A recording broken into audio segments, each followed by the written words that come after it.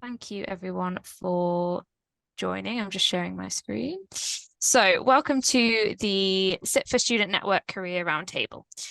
So this is the first roundtable that we're hosting. However, it was something that Sophie Darlington started when she was president of the Student Network. So it's something we're bringing back. I'm just going to mute Katie because she's got some sound. So you'll hear from Sophie later and she might speak about this experience. So thank you, everyone. I'm just going to flash up the agenda. So we're just going to run through a quick welcome and introduction, and I'm going to tell you all about the CIPFA Student Network. And then we'll hear from three speakers. So we're going to be hearing from Honor Green, Sophie Darlington, and Morgan McIntosh. And then we'll have a Q&A at the end. So please jot down your questions. If you want to put anything in the chat, we can ask them at the end. Feel free to also unmute at the end and you can ask any questions that you have. Take advantage of these people that we have here and their amazing careers and experiences. And just a heads up that we are recording the meeting so it can go on the Student Network website. So people who couldn't make it today are able to watch it back. So if you are muting at the end, just keep in mind that we're being recorded. Excellent. So just going to give a quick information about the CIPFA Student Network.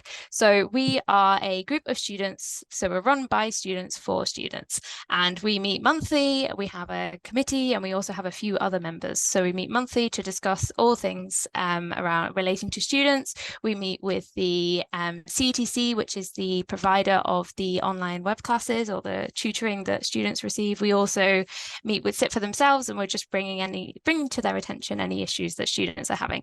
We also host events like this. So this is our first roundtable, as I said. We're hoping to host a few in the future. And our next event is going to be the CSN quiz, which you can see at the bottom. That will be on the 18th of April. So if you Google CIPFA Student Network quiz night, you should be able to find the link to sign up to that.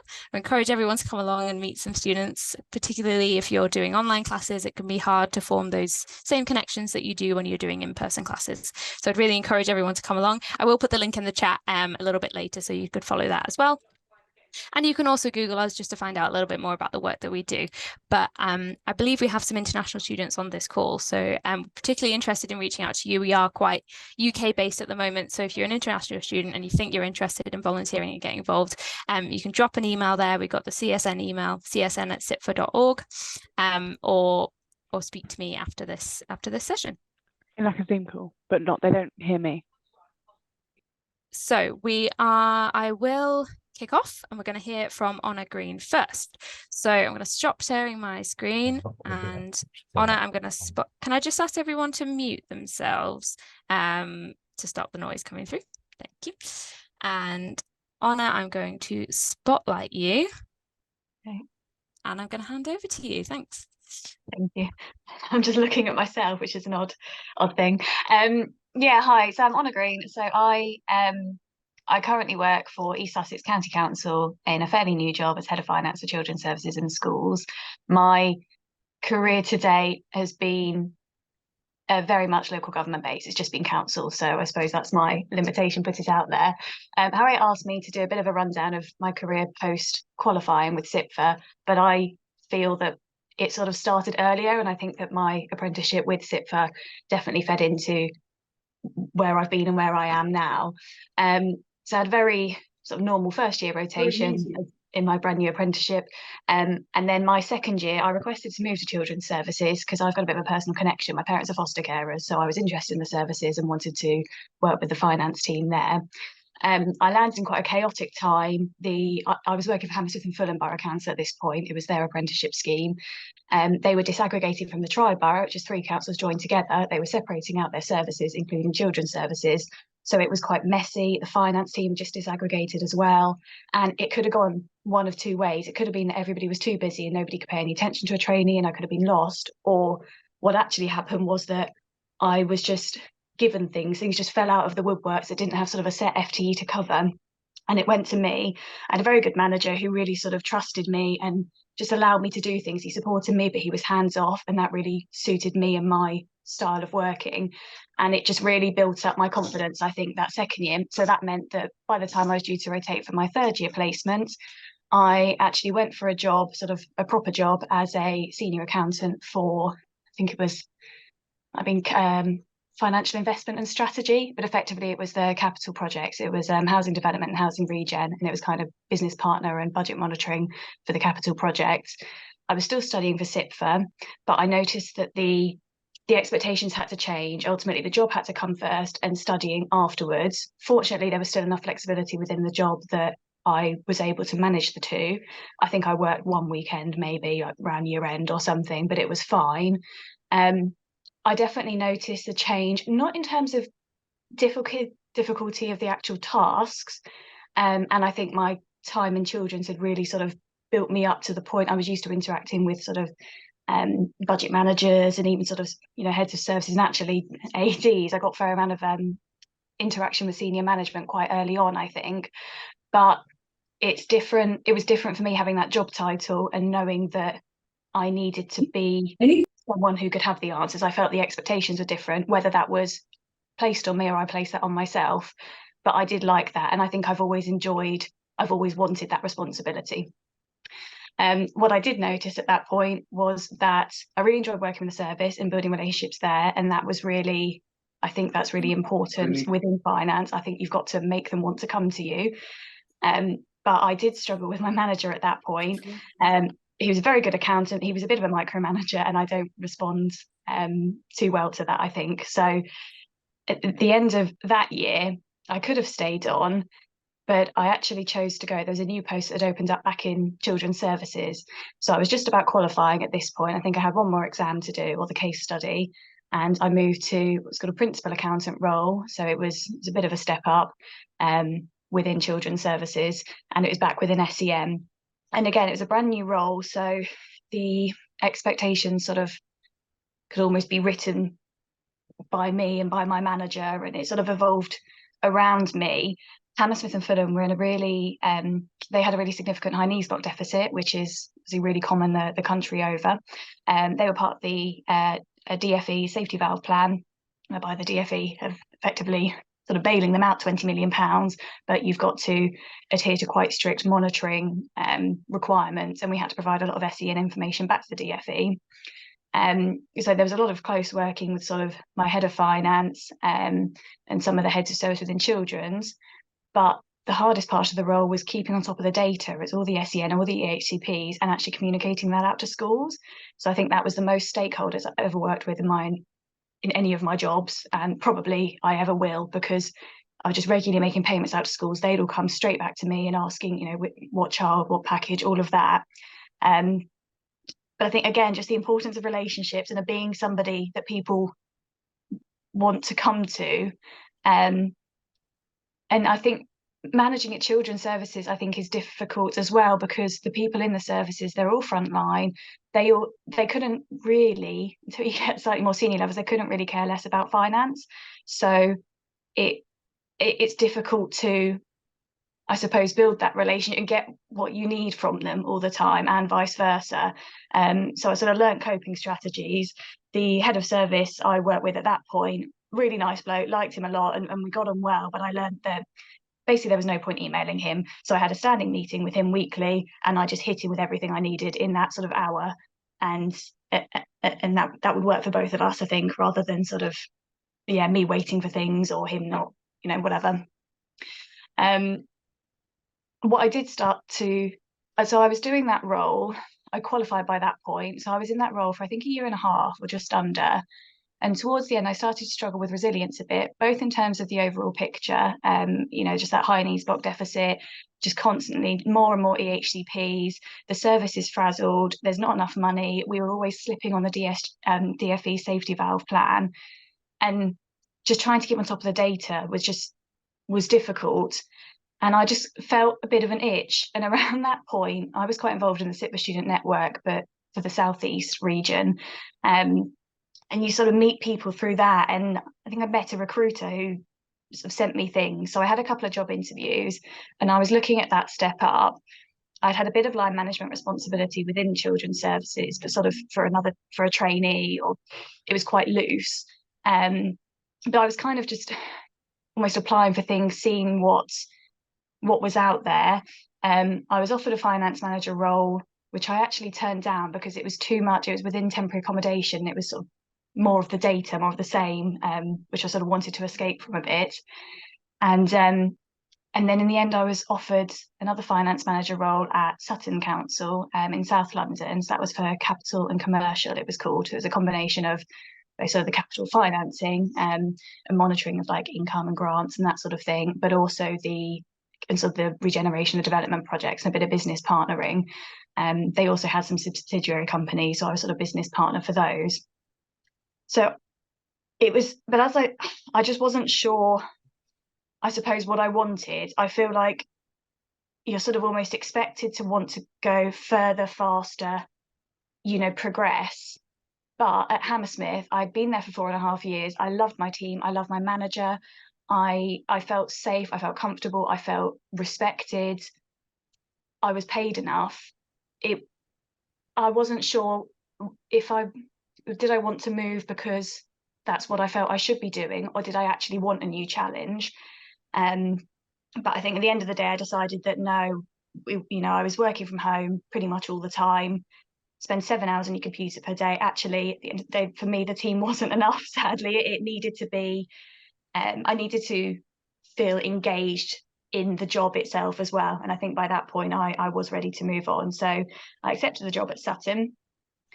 I think what I also noticed about, all my interviews to date is I've had a really good vibe of the interviews where I've been offered roles and where I've accepted roles. I think for me, the relationships are really important. So when I moved to Sutton, I was reporting to a head of finance, and it was actually a by-borough team. So he was head of finance for Kingston and Sutton capital and commercial teams. So I was then finance manager for the first time, managing a small team myself.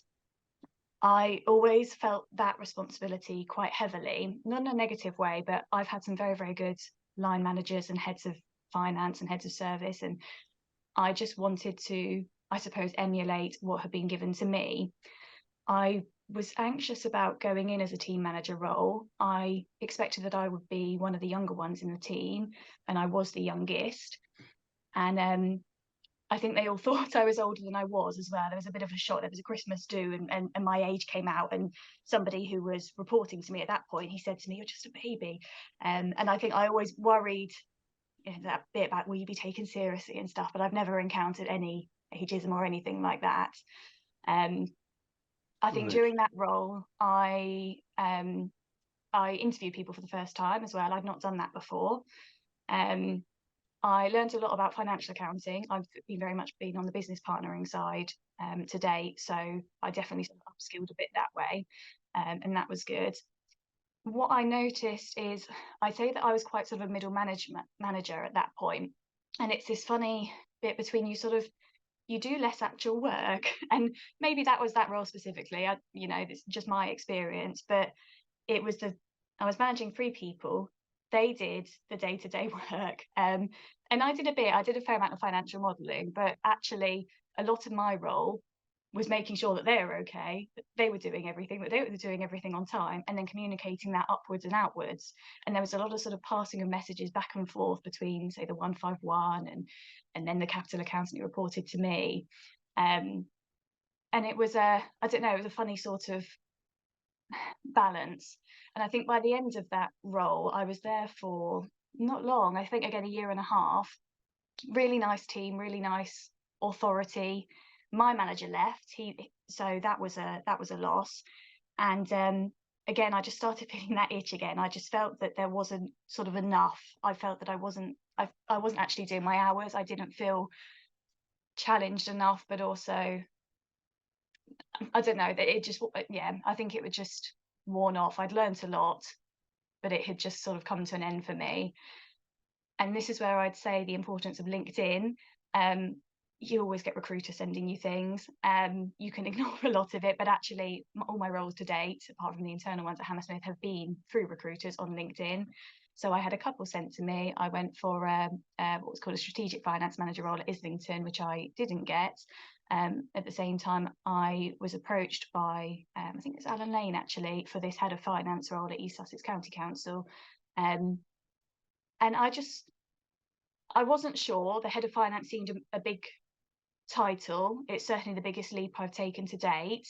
I was sort of flattered to be asked, I had a meeting with the 151 who was hiring, and it was quite good because he could talk through the role and I suppose his expectations of it. He could learn a bit about me. And then at the end of that, he said to me, effectively, your application would be welcome. So that sort of gave me the confidence I needed to think, well, it's worth a try. Applied. I had help through Alan Lane to sort of tailor my cover letter. For the first time, that was a 2-stage interview process. That was and I've not had one of these before, and half of it you're being interviewed by your colleagues. So I was interviewed by 2 other heads of finance and 1 finance manager who now reports to me within children's services. So it was very much, again, really trying to build that rapport in the interview, and I found that very easy and quite natural with those people. And then I was interviewed by the Section 151, who's my boss now, and by the Director for Children's Services. Offered that. I started in November. So I'm only 4 months in. I had a very difficult handover period initially. There was an interim in post who I feel I found it difficult. I feel she didn't want to let go. What I've noticed is the team, I think, so I manage 2 teams. I manage the schools finance team. They operate traded services with schools whereby they support them with their finances and then schools pay for their support. And then I also manage the children's services sort of team of accountants. Both teams are really, really skilled and really experienced and knowledgeable and brilliant. So that's made it all very easy for me. Everybody's been incredibly warm, welcoming within the service as well. What I've really enjoyed, having taken that step up to head of service level now, is being a bit more aware of, or just being where the decisions are made. You know, I sit in the children's departmental management team, I sit on the finance management team, and you're getting messages that come effectively from the chief exec and the 151. They come then straight to us. And I've always wanted, I suppose, more, and I've always been nosy, and so I did really enjoy that. I'm now, so what my sort of 4 or 5 months in. Recently, I've been feeling a little bit anxious. Because it's that I've learned a lot. I've passed my 3 months probation. I've got more probation to go. I've received sort of positive feedback, but there's a bit of I don't know that it's as far as imposter syndrome. I don't think that's it, but I think the reality is kicking in of I'm working with people who are more experienced than me. They're all older than me. They're all better than me, and actually most of them are more senior than me as well. There's been a couple of instances where I felt that the AD for Education has told me something that I feel that I should be telling her as her head of finance. So I think I've had a couple of confidence knocks recently. I've just got to, I'm learning resilience. I think the other thing that's a struggle is children's services is really difficult just financially, and I'm sure you're all aware. We're now moving towards, we've actually got a high needs block surplus in East Sussex, but we're moving towards a deficit next year. So we'll have to deal with that. And we've got a massive overspend on looked after children. There's been a lot of work going into sort of the data and tracking individual placements and inflation and that. I think for me, it's really trying to understand my role. Again, it's more other people are now doing the work, which is a really weird thing to say, but they're brilliant. What can I provide? Like, what's the purpose of me in this post? And I think for me, it is to do with communication. It's to be that critical friend to children's services, and it's to have the difficult conversations. I really want to defend my team. So there's been instances where I don't know, there's going to be a difficult meeting with a load of schools next week. So it's me going rather than my finance manager, because I don't think, well, she doesn't need it. And I don't like that. I've always wanted to be kind of the friend, and I've wanted to have those relationships. So that is something that I am going to struggle with, and I'm going to have to learn tactics to cope with. And I think I'm also going to have to learn resilience when it comes to what's going on financially in the country. And outcomes for children are also poorer than they've ever been, as well as us not being able to afford better outcomes for children. So that's me to date. I think in terms of sort of feedback or looking back over it, I've not been intentional in some ways in my career. It's not like I've gone, I want to get to this point at this point. It's more that I know what I like doing for a long time. I know I like the business partnering. I've enjoyed doing capital projects, and I like children's services, so I've stuck to those. So I think I'd just advise you to I think just be confident in your abilities. I think keep a track of anything you do. I think the task tracking is quite important. Not everything, but I think being able to look back and pin specific bits of work that you've done and think, for future interviews. Be nice to people. I think make friends, and that really comes back to help in terms of sort of the networking, both wider and internally. And also, where possible, I'm a big proponent of, I don't think you should be going above and beyond in the sense that you're going outside of your working hours or you're burning out or anything like that. And you're all studying, and I believe that the studying should come first. But actually, if you've got the opportunity to do things that are a bit different or a bit out of your job description, honestly take it if you can, because it really can benefit you later on. So I think that's the end of me, and I think I've overrun as well, so apologies.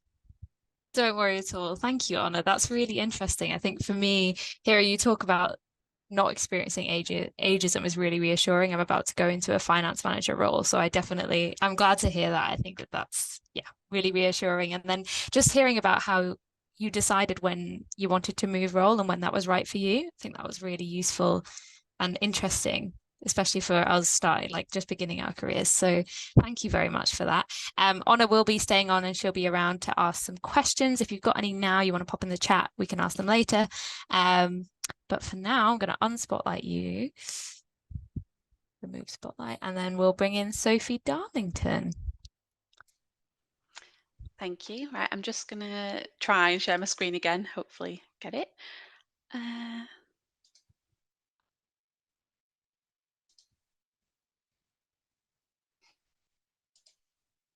Right, hopefully you can all see that okay. Let me know if not. There's nothing kind of too heavy on these slides. It's more just to stop me rambling on forever and ever. So hi, my name's Sophie Darlington. So I'm currently an assistant divisional finance manager at Blackpool Teaching Hospitals NHS Foundation Trust. I've just put this slide in here because when I kind of thought, oh God, my career, that was kind of what kind of came to mind, and it does constantly, and I suspect it probably does for a lot of you. So this slide here, so it's just a bit of a very quick kind of overview of my route or my path, I suppose. So I had quite a kind of traditional schooling route, I suppose, and went to a sixth form that very much encouraged going to university. Didn't really know what I wanted to do. I'm sure a lot of people can kind of recognise that. Ended up doing a psychology degree because it was something that I was interested in, and I did quite well at it. But by the end of my 3 years there, all I really kind of knew was that it wasn't something I wanted to continue any further. So I'm quite good at ruling out things that I don't want to do, and not very good at always knowing exactly what I want to do. So sometimes for me, things have been a bit of a process of elimination. I needed a job, so I kind of just fell into a job at Blackpool Council initially, working in HR as a systems assistant. Spent a couple of years there, and I was kind of sort of promised a job, my manager's job, when they retired, and I just started thinking, is this what I want? Do I want a pathway kind of carved out for me, and it's very sort of set in stone? Not so much. So then I ended up taking a position as a trainee accountant at Wigan Council. Really good, exciting opportunity because they'd offered to pay for the qualification, and that was something that I was obviously very excited about. I started studying the qualification not long after I started in post. I think there was just a couple of months in between sort of classes.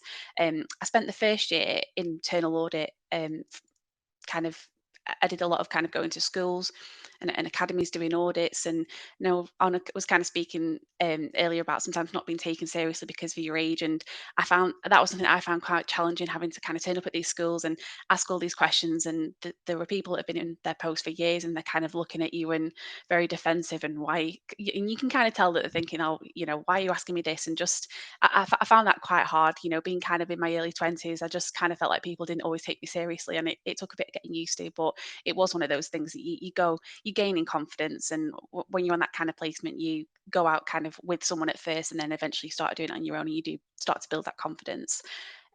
Second year, I started doing kind of finance placements then. So I did some time in corporate, did some time in adults, did some time in children's, and I enjoyed all of them, and I found it quite useful, and just seeing how things work slightly differently. I think the time in audit kind of helped me develop a bit of a professional skepticism approach. So it was kind of good in a way to start out with that and kind of apply that approach to each of those placements going forwards, and just feeling a bit more confident about asking questions without feeling silly, and just inquiring into things a little bit more. So CIPFA I did most of it at Wigan Council. So I think I did kind of sort of 90%. I hadn't done kind of the last 2 exams, the strategic public finance or strategic case study. Also, whilst I was at Wigan, I kind of got involved with volunteering for the CIPFA Student Network. So that came about initially because I attended an Excel course that was provided by the Northwest Regional Branch. Found it very helpful because I knew a little bit on Excel, but you kind of realize when you think you're okay at Excel and then you start working in finance, you kind of realize you're not as good as you thought you were. And it becomes all about how can I do this way faster. So I found that really helpful. And I also worked with colleagues as well that had kind of just finished studying the PQ, and they were kind of members of the regional student network, encouraged me to come along to a meeting and get involved. And in hindsight, I'm really glad they did, because at that stage in my life, I'm not sure that's maybe something that I would have kind of put myself out there for and got actively involved with otherwise. But that was a great experience, and I kind of dipped a toe in the water at first and would kind of take on little tasks and get involved, and then I ended up taking on kind of secretary positions, treasurer positions, etc. Ended up being the kind of regional president for 1 year, and then I ended up getting involved with the kind of the main CIPFA student branch, and it's just such a good thing to do, because you're kind of meeting people from all over. It's really good to kind of build up that network of support, and you might be lucky enough that at your organisation you work with people that are also studying or have studied, or you might kind of feel a bit more alone or you're self-studying or kind of whatever's going on there. But it was really helpful having people that I could talk to and just ask advice for. And when you're linking with people that work in different organisations and different regions, there's a lot of good ways to kind of share lessons learned and bring an idea to the table, or vice versa. So I just found that really good. Yeah, so I ended up being involved with the CIPFA Student Network first. So the dates on there, when I look at that, I'm like, God, that's quite a long time, really, and it was. But there were kind of a lot of challenges over that time as well. So there were, COVID kind of fell into that a little bit. So we used to put on kind of face-to-face networking events or Excel courses, revision sessions, things like that. And when COVID hit, we kind of had to take a different approach and start looking at taking them online. So that was different and interesting. And I'm really glad we were kind of able to do that and keep offering that to students, because I know what it's like when you're kind of looking at, especially at those last few exams. They're really difficult. They're really hard work, and it just can be good to kind of get some information from a different source, or just discuss some of the concepts and ideas. So yeah, when it came to sitting my last 2 exams, I was starting to kind of think a bit about what's kind of next for me, and I'd not really thought about that so much earlier on in the qualification. But it did start to kind of get to the point that I was thinking, well, what do I kind of want to do after this? Do I want to stay at this organisation? Do I want to leave and look elsewhere? And that was something I kind of struggled with internally for a little bit. And doing placements and moving around, it's great because you're getting this different exposure, you're getting to work with different teams, so it can give you a bit of an idea of, do I want to maybe work with this team in the future? But I also kind of sometimes felt like I didn't have like a place to call home almost. So I'd be with one team for 3 months and then I'd get shuffled along. So in a way, I think part of me kind of did want to sort of feel like I belonged somewhere. I was taken on a 4-year fixed term contract as well, so I was starting to kind of edge towards the end of that a little bit. And I was just to sort of starting to have a few concerns, I suppose, because I kind of thought, well, what's the plan for me? Um, I know organisations do things different ways. Some people have designated roles. Some roles you get like a pay uplift at a certain point in time during your progression through the qualification. Where I was, it was almost kind of a bit of an understanding that a role would open up at some point and you would apply for that and you would get it. So I didn't really feel like I had a secured post at the end of that. So that was kind of part of playing into that thought process. And part of me, I think, as well, started thinking, I think I want to get exposure to something just a bit different as well. I've rotated around a few teams now. I feel like I want something kind of quite different. Anna mentioned micromanaging before, which kind of made me laugh a little bit, because that was sort of something that kind of also played into my decision to start looking elsewhere a little bit as well, because um, there was no one I actively disliked that I worked with, but I did find that I worked better in some teams than others. And I am also of the opinion that I kind of work better when I'm given a bit more free rein and able to kind of make decisions for myself. And especially because I was starting to reach the end of the qualification, I thought I need to be now getting more freedom and working more independently. And I kind of felt like I was almost taking a step backwards working with certain managers that weren't perhaps allowing me to do that. So I started kind of looking just looking for any sort of opportunity, really, not with the set mindset of I was definitely going to take the first thing that came, but I wanted a bit more security. I was also commuting, so it was sort of 2 hours out of my day and that wasn't I wouldn't say that was a major factor, but it was something I was kind of thinking about as well, of, how long do I want to do this for? I either need to probably look for a job elsewhere at some point and move, or I need to probably move to Wigan and work there. And I was saving money for a house at the time, but without having a permanent contract, I thought I just can't take that leap of faith yet until that is just decided, one way or another. So I ended up applying for a role at Blackpool Teaching Hospitals NHS Foundation Trust. And I kind of went for the role not really expecting to get it, I think. Really liked everyone at the interview, and I felt sad because I kind of thought, I think I actually really want to work here. So then when I was offered the job, I thought, great, okay, right, I'm gonna have to do this now, I suppose. It was a difficult decision for a number of reasons, and I did feel a lot of anxiety about the thought of going into the unknown, and especially because I hadn't finished the qualification, had 2 exams left to sit, and I had tried to sort of approach the topic at my interview of what support is there available for people that are still studying, but it's a difficult one because you want to kind of you need a bit of certainty about what might happen, but when you've not even been offered a post at that point, it's a bit brave to kind of start marching in there and demanding, are you going to pay for the rest of my qualifications? So that was something I was a bit kind of nervous about, but I thought it through, and I kind of thought to myself, do you know what, if they won't pay for it, then I think I'm just going to find a way to do it myself. I kind of made that decision, and I didn't want that to play too much into whether I took the role or not. So that was kind of the decision that I'd made. They did end up supporting me with the qualification, so that was great. It was very different though, kind of moving, moving into a permanent substantive post. Your priorities do change. At my last role, the studying kind of in a way came first a lot of the time. I always had a lot of freedom to go and attend courses. If I said, oh, I want to do this, I was really well supported with that. And I'm not saying that support isn't there at my job now, and hasn't been, but it's just not on the same scale. There is an expectation that the job needs doing first, and then if there's time, then you can look at going on X, Y, and Z course. So that was quite different for me. And seeing the difference between the way that a local authority and an NHS trust functions was quite interesting. The governance and things like that.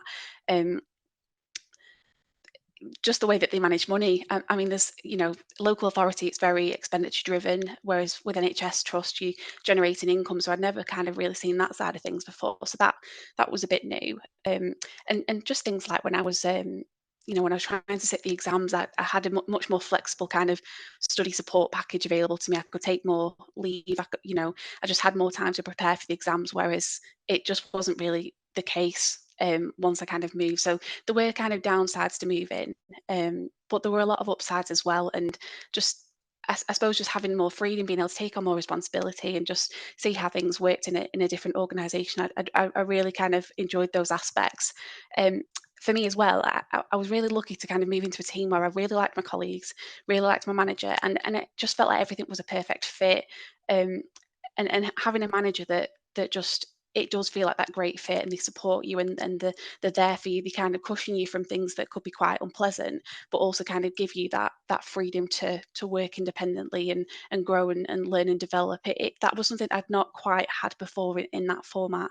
So that was something for me that not only kind of made me settle in and really want to embrace my role, it's also kind of really fed into my thought process kind of now and going forward about, well, what do I want to do going forward? Do I want to move teams? Do I want to do this? Do I want to do that? Because I've never had such a good team that has really kind of made me feel happy in my role, I suppose.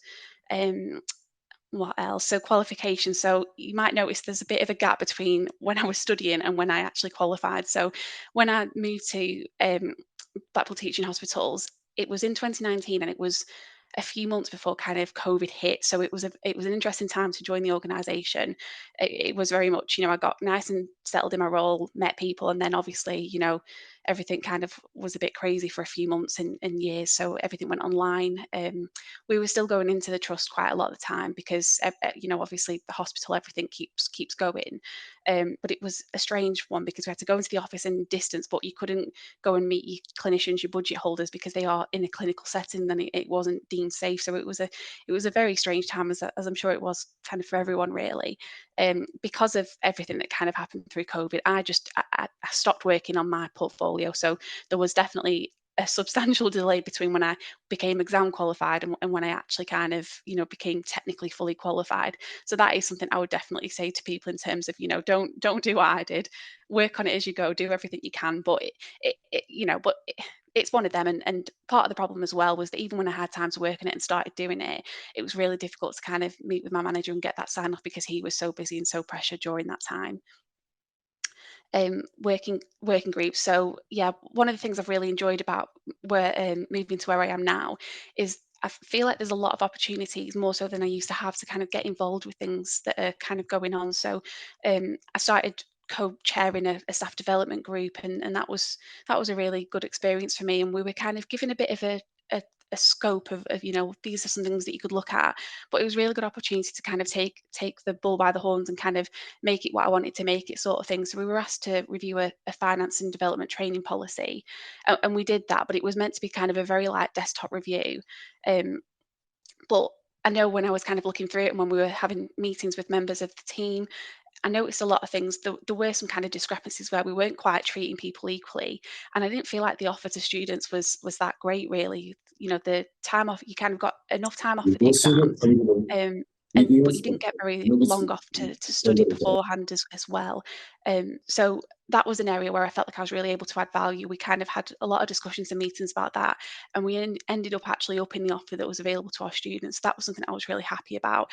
At that point, I think I'd sat my last exam by then, so it was a bit easy to do in a way because it wasn't something that really affected me directly anymore. So I didn't kind of feel like it would look like I was just very biased and just trying to, get myself as much as I could get. But I was really happy to be able to kind of make that a bit better for people and for students and our apprentices going forward.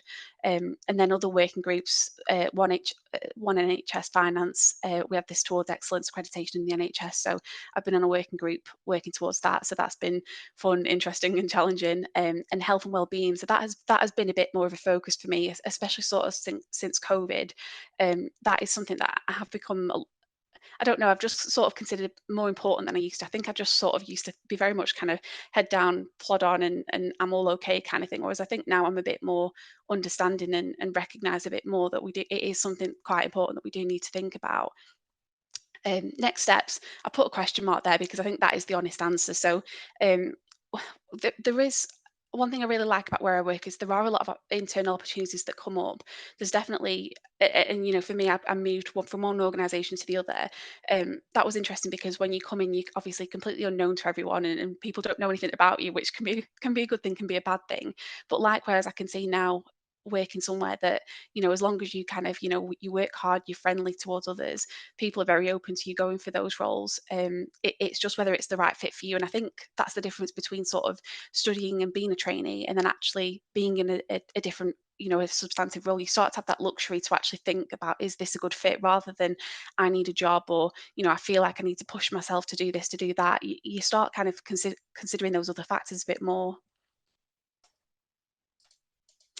I won't spend too much time on this, but this is just a few extracts from my job description and person specification, just for anyone that's scoping out that kind of management accountant job kind of role. So I think there are a lot of things in here that will be quite consistent in a lot of similar organisations. Things like the ability to work under pressure, negotiating and influencing. I think that is one that always kind of scared me a little bit, because I always kind of thought, how would I negotiate or influence anyone to do everything? But it. I think for me, I've just sort of realised over time that kind of going into a situation as prepared as you can and being nice and just sticking to the facts, that they're all just things like that really kind of help you to manage and build those skills. And there are soft skills courses as well that can also help you if that's something that you kind of think, that's just something I don't feel at this point in time confident about doing.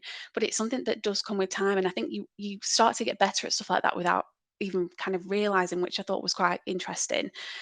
Presenting to audiences, including non-finance managers, again, that's a really good skill set to start to develop. But with that, I think the best thing to do sometimes is just take a step back and just kind of think, right, if I was coming into this sight unseen for the first time, what would I want to know? Like, how can I just explain this in a way that's straightforward and I'm not bombarding someone with information, and see how they react, and ask them if they understand it. And I think a lot of that is about being approachable as well, because you start to kind of realize with a lot of managers as well, is they don't, no one wants to look stupid. So sometimes people don't feel comfortable saying, I don't understand that. So I think trying to help prompt that and to help them create that environment where they feel like they can say that without sounding silly is a big part of that.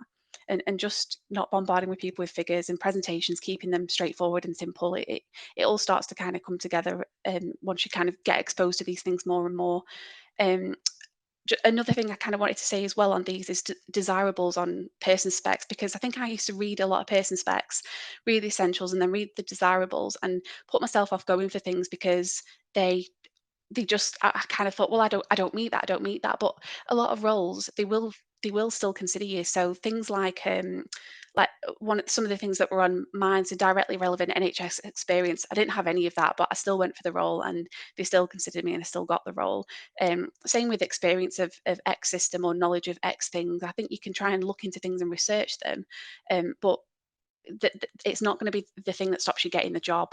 Um, Again, around the CCAB qualified or finalist. So I wasn't qualified at the time, but I decided I was a finalist because I was I was nearly done. It wasn't so specific that I kind of thought, right, well, I can't go for that. But I just thought, right, I'm pretty much nearly through the qualification. I'm pretty sure I can put a strong argument together for that. I'm sort of nearly done, and that they should kind of consider me. And then just at the bottom there, around my kind of values, things that I personally think have been important for my job, but also kind of in general.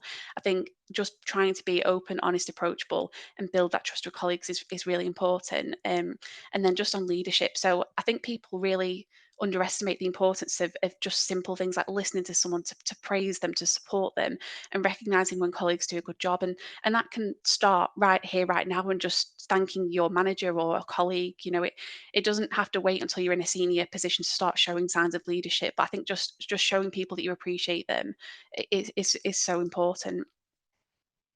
Just the kind of last slide here. So just a little bit kind of reflecting on some of my personal lessons learned from this. So um, so the top one about discovering how you learn best for studying the PQ. So you might have friends doing mind maps or highlighting books, and I think it's good to experiment with different ways of learning, but the sooner you figure out what works for you, the better, and then stick for that, because what works for one person might not work for you.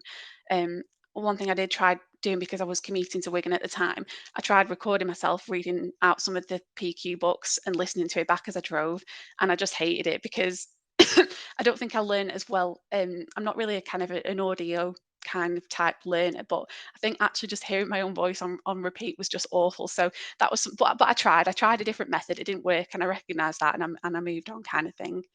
Um, Mentioned it earlier. Start your CIPFA portfolio as soon as possible. I think that's good for not just for kind of ticking that box, but also when it comes to doing interviews and things like that. I think if you can keep a record of things that you're doing, things that you've achieved, that is just something that you can come back to. And even then, once you're qualified and you start doing CPD, it's just really good to start getting into those habits. Um, when I was a trainee, I think I kind of was waiting for people to come and put me into a placement and give me bits of work to do. But I think on reflection, I should have a lot earlier got better at going and approaching people myself, and just sort of saying, is there anything I can do? Oh, that looks interesting. Can I get involved with that? Because they won't necessarily come flying and come and sit in your lap. So I think it's really important to kind of try and get good at getting yourself out there a bit more. Attending courses. So again, once you're kind of in a substantive position, you probably just won't have the same time and the same opportunities to go and attend as much as you'd like. So I think really take advantage of now whilst you're studying, to try and do that. um, yeah, just the point around thinking ahead in advance. So whether you're kind of on your first exam or your fourth or your 10th, what do you want to do going forward? So I don't think it's good to kind of get through every single exam and then think, okay, what do I do next? I mean, you can, it's valid, but I just think start thinking about it earlier on, and the in the example that I gave of moving organisations, I was always sort of led to believe that people didn't move during the qualification, and I don't think that's actually true. So I think you can start thinking about that as soon as possible. And if you're already recognising that a situation might not be right for you, if you don't want to stay in a particular team or an organisation, I think you can start thinking about that and planning for that as soon as possible. So volunteering, so I touched on that before with the student network. Um, I really would encourage people to kind of get involved with your network, or with other working groups and teams in your own organisation as well, just anything that you can kind of get involved with. Sometimes it will give you directly relevant examples that you could use for things like interviews, or even if it just gives you that confidence to then put yourself forward for something else. And the fact that you kind of can be working with people or delegating, that can give you experience that, you know, you might not be line managing someone yet, but it can give you examples of times that you've showed those kind of traits. Play to your strengths and don't let inexperience hold you back. So that is something I struggled a bit when I kind of first came into my role, because I just felt like there was such a big learning gap, and I was getting used to how they do things in the NHS and all these different systems. So I kind of questioned what value I was adding at first. But um, a lot of the feedback I got from people was, you know what, you're really nice, you're really approachable. I can really see that you're trying to help me with this. So I think, you know, if you know that you might be less good at the numbers but better, you know, writing things, or, you know, you will start to get a feel for your own strengths, and you can work on the things that don't feel like strengths as well. But I would always say, don't kind of let that sort of almost imposter syndrome hold you back. Like, don't think I'm not capable, because no one goes into a role 100% fantastic at it. That's just not the case. So don't kind of stop yourself if it is something that you want. um, Again, we're changing your perception of what failure is. So whether you've had a bad day, or a bad run-in with someone, or you failed an exam, don't let that be the thing that makes you think, do you know what, I'm rubbish, I can't do this. Just try and reflect on the experience and think, you know, how if I did that again, how would I do it differently, or what can I do to change this result next time. So don't think of it as and it's hard because, and I do it myself, I take things personally sometimes, but you just, it doesn't do any good to sit and kind of wallow in it. So just try and take it as a more positive learning experience. Give feedback to others. So I touched on that before about, you know, thanking people or just saying that they're doing a good job. It really does mean a lot to people. And I'm sure you've had times where you've been praised and you've thought, oh, you know, that's great, I feel really good about myself now. And I think people just sort of forget to, or sometimes you think a good thing about someone, but you don't necessarily say it. And I think it's so important to try and just get into the habit of saying that. And that is, and again, that is leadership in my mind. You know, I think raising other people up and supporting them, I think that is just something we should all be doing. Reflect and evaluate. So that is really just, you know, the idea of thinking about where you are, and is this something that still works for me? Do I want to stay in this team? Do I want to stay on this particular path? So I think it is good to just reflect, you know, every now and then, or at different points in your qualification, or at different points in your career. I think it's just really important to kind of keep doing that, to check that you are still doing something that makes you happy. And that kind of relates to that last point there as well, about what is happiness to you, and work-life balance. And that is something that I definitely think a lot more about now than what I did a few years ago, where it was just pushing on of, I must pass all my exams, I must do this, I must do that, I must secure a job, I must do that. Whereas now I say no a lot more than I say yes. And a lot of that is thinking about what is the impact on me, and what is the time commitment required from me, and where will that leave me? Where will that leave me from an energy perspective? And does that leave me with time to socialize, to be with family and friends, to do the other things that I need to do? So that is something that 3-4 years ago I didn't think about anywhere near as much as I should have, but now it is just way higher up my kind of list of priorities.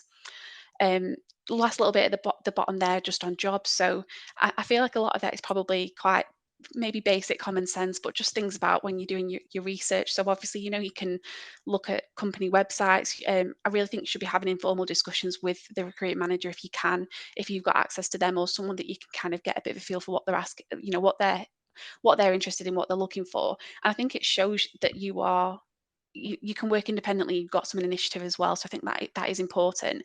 Again, on job descriptions and job descriptions and person specs. So just trying to identify the traits that they are looking for. And you might not have, in a way, you might think, I don't know if I can really show that, but I'm sure that there is something that will show an element of that. If you're not doing that right now, there will be something, if you just kind of spend that time working out, right, I can kind of show that I've done that to a little extent. And then interviews, it can be really nerve-wracking doing an interview. So for me, I've always kind of had 3 or 5 examples that I think I've demonstrated maybe a few different traits and show me in a better light, and I kind of have them ready to go, so that if I do kind of panic and think, oh God, I don't know what to say, I've got an example that will be close enough that it will kind of meet the mark, kind of thing. STAR, I think probably everyone knows about using that approach, but the main thing around that, I think, is just being concise. And I know there's been times in interviews where I've just waffled on and on and on. So I think it's helpful having a bit of structure there to make sure you are actually answering the question, because it's just easy to kind of tell them what you want to tell them rather than what they are wanting you to tell them. Ask questions to show interest, but also to find out if it's a good fit for you, and ask for feedback. And it's hard if you don't get if you're not successful in a post. Sometimes it can be really difficult to kind of just go, oh, okay, why didn't you like me? What did I do wrong? What could I do better? But it's really important, and it might be the difference between getting the job next time. Presentations, keep it simple and practice. Practice sounds like a very silly thing to say, but I think it's some you don't realize how long you actually take time wise sometimes. So I think it can be helpful to do that. If you're asked to, do an interview and do a 10-minute presentation, practice it, because you might do it and realize you're taking 5 minutes or you're taking 20 minutes. So I think it is definitely useful to do that. And just the final point around there, about just keeping to mind about what actually matters to you. So, if you are now doing homework, and is that something that now feels like a bit of a non-negotiable to you? Are you still happy to commute? Is it that something that's kind of off the table now? And culture is massively important, and having that right fit with your colleagues, with your manager, all that kind of thing. They are things that will become more and more important over time. And again, just thinking about that balance with your personal life, because if what's more important to you? Do you want to be thought of as successful, or are you going to get to a point where you realize that you're working an extra 3 hours every night, you're working weekends, you're working nights, and it's actually making you miserable? So they're all just kind of things, from my perspective, I think that do need to kind of be considered. Right, apologies. I was talking about keeping it to time with presentations, and I've also gone over, so I'm done now. Don't worry, Sophie. It was really, really useful and really, really interesting. Thank you so much. I certainly felt like when you were talking about how you know more about what you don't want to do than what you do actually want to do, I definitely felt that. So thank you very much. Really, really useful. I'm going to unspotlight you. Morgan, apologies, we have run over slightly, but are you on camera, Morgan, or? I'm not going to be on camera. That's all right. I will not spotlight you then. Don't worry at all. And if anyone has any questions, please put them in the chat. Probably not going to have time for a Q&A at the end. Apologies about that. But yeah, please put any questions in the chat. And Sophie and Honor, if you can have a look and respond to any that come through. And Morgan, I'm going to pass over to you now. Apologies for the delay. No worries, no worries. No, it's tragic. I shaved and ironed my shirt, so I'm very sad not to be on camera. Yeah, okay, so I guess we've run over, so I'll whiz through. My name is Morgan McIntosh. I'm a finance manager at the London Borough of Barnet in Children's Services. So I guess I'm coming at this slightly different from Honor and Sophie. I graduated in 2009. I taught abroad for 10 years in Mexico City, Saudi Arabia, Barcelona, China, some fun places. And then I decided it was time to come home. I wanted a house and I wanted like a 9-to-5 job. Yeah, I hadn't done a 9-to-5 job yet, so probably should have tried that before I decided I wanted it. Okay, so I started as a Barnet trainee, and I was so happy. I felt that CIPFA is crazy underrated. Local authority finance is so underrated. The work-life balance was much better than I expected.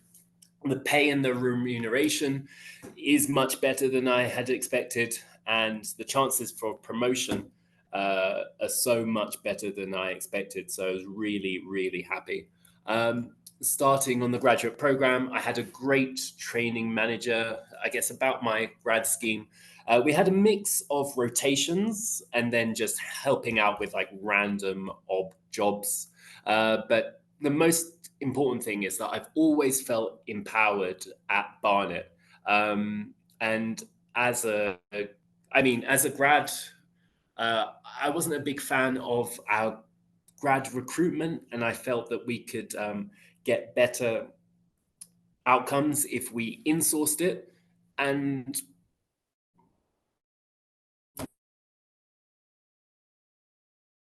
managers let me run with it and recruitment. In my first 6 months, I joined our networks, our equality ally group at Barnet. And I said, hey, I think we should have diversity on recruitment panels so that, you know, if you have recruitment, there should be at least one person from, you know, a non-white background, at least one woman or one man on the panel.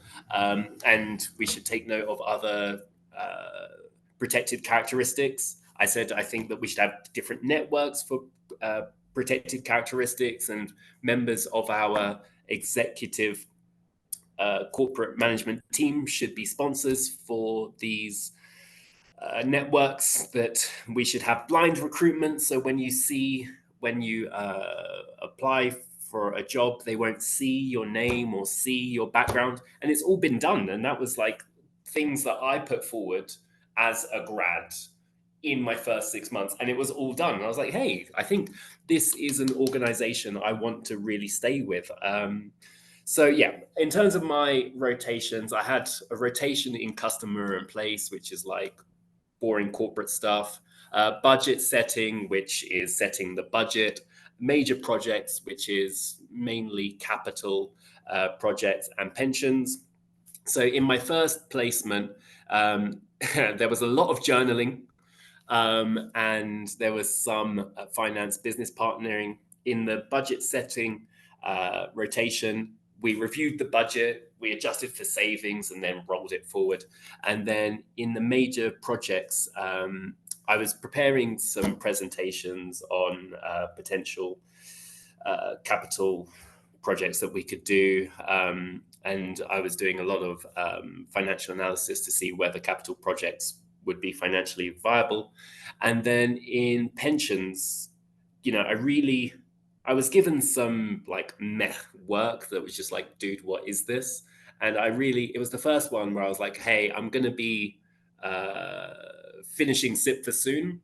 I need to be applying for finance manager roles. I need some like good meaty work. Let me shadow you. Let me see what you're doing. I want the task that you're doing at a finance manager work level. Give that work to me.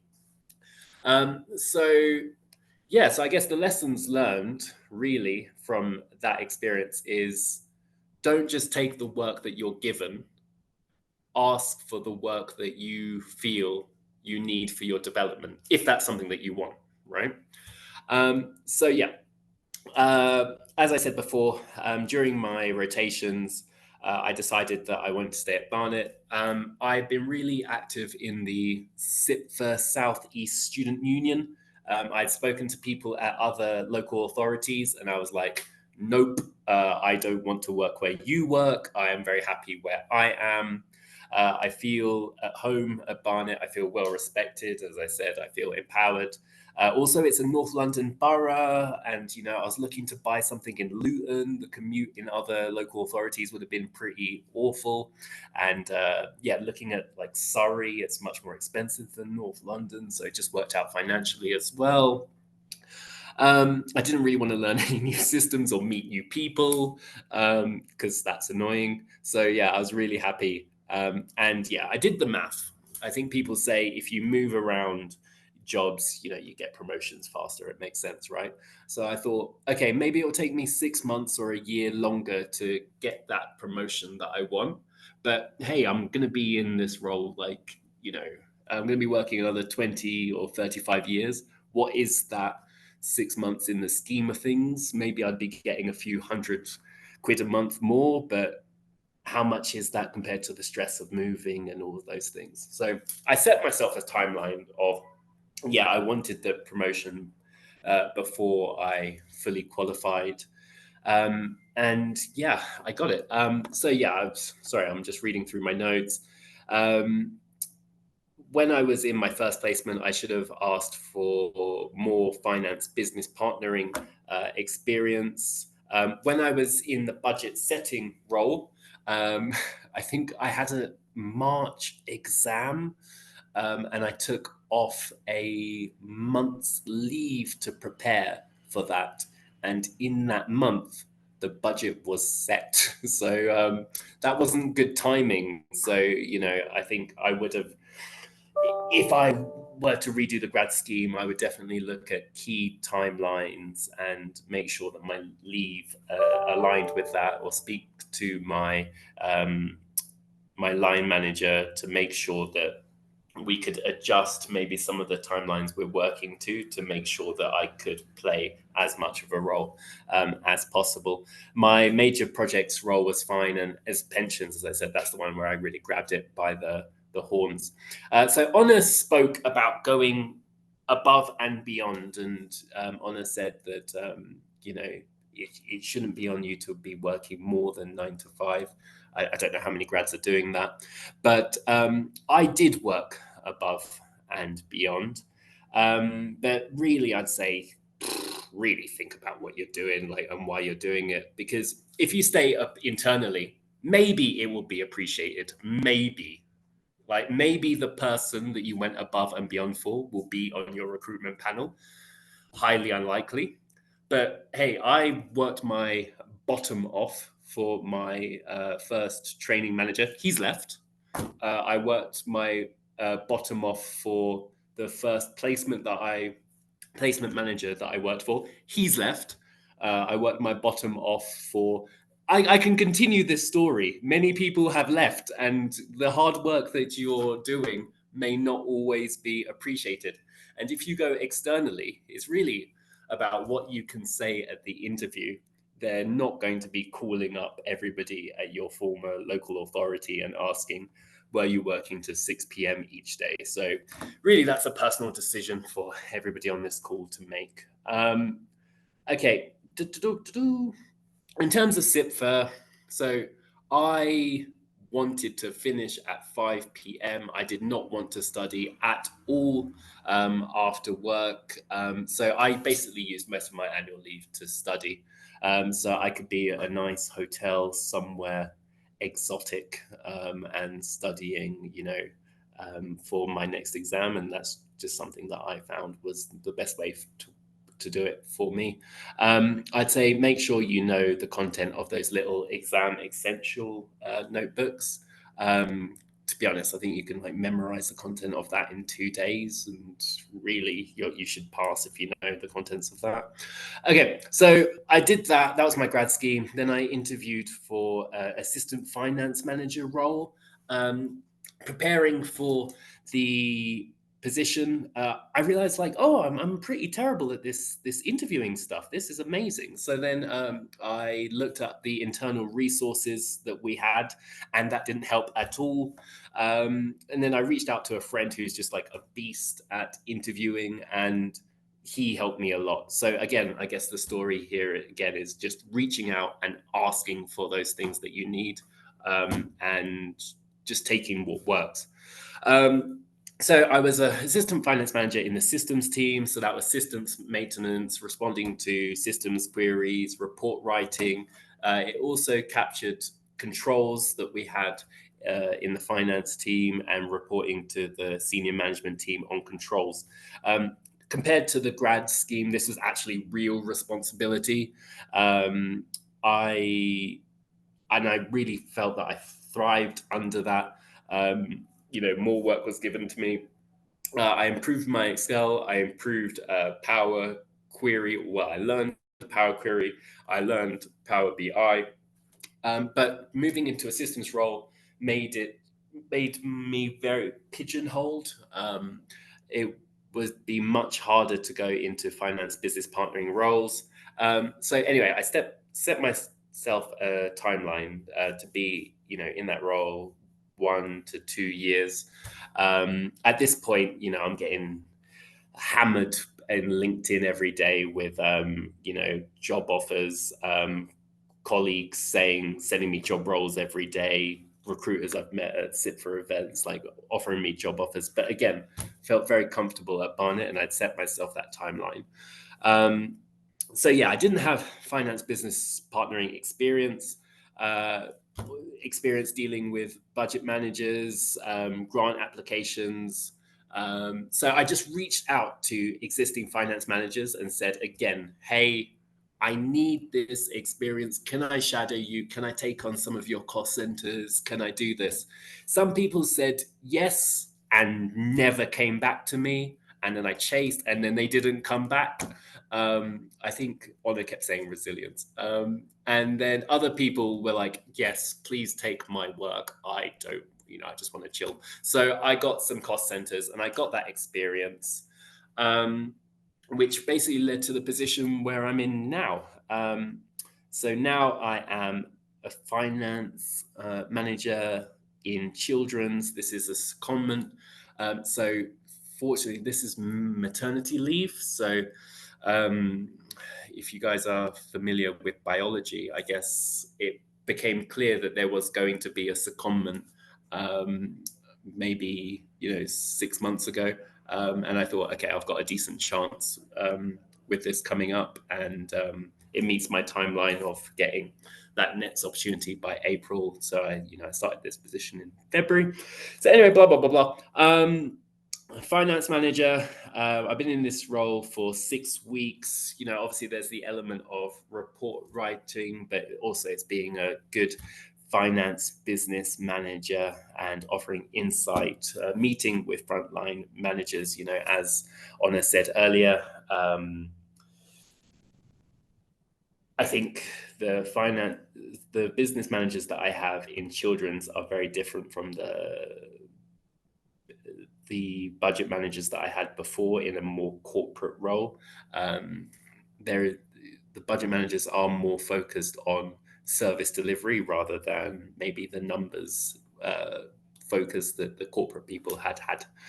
Okay, so that's really that. I don't know. Personally, for me, I'd say, don't overthink this. Like, look, get qualified, get close to qualified, and once you're qualified, people will be knocking at your door, offering you jobs, and you'll get them. Before you take the job, just think of, really reach out and see if you know somebody that's working in that local authority or whichever institution it is, to see why that job's available. Is it going to be a total car crash, or are you actually going to get the support that you want? And yeah, I'd say once you've got those letters after your name, you're going to be golden. And what you do until you get those letters after your name, that's really your decision. I'd say, personally, from my perspective, my feelings, I would want that meaningful experience, which meant that I could start the new role and, start with the ball running, start with good momentum. But yeah, that's your personal choice. That's like your opinion, dude. So yeah, you make that decision, and that's where I'm going to end my rambling. Thanks, Harriet. No, thank you, Morgan. That was really, really helpful. I think it's so almost inspiring to hear how you identified what you wanted and the skills that you wanted, and you went out and you asked for them. I think that's something that's not always easy to do, and I'm glad that it obviously took you places and got you to where you wanted to be. So excellent. Thank you so much, Morgan, and thank you to Honor. And Sophie's dropped off now, but thank you to all of you. Really, really helpful and inspiring. Apologies, we have run over, so there will be no Q&A, but as I've said, if you do have any questions, email the CSN and I will pass them on to our speakers. And thank you very much, everyone, and keep an eye out for the future ones, because we are definitely going to be doing more of these roundtables. So that's all from me. Thanks, everyone. Yeah. Well done for organising. Thank you. Oh, thanks, Anna. Bye.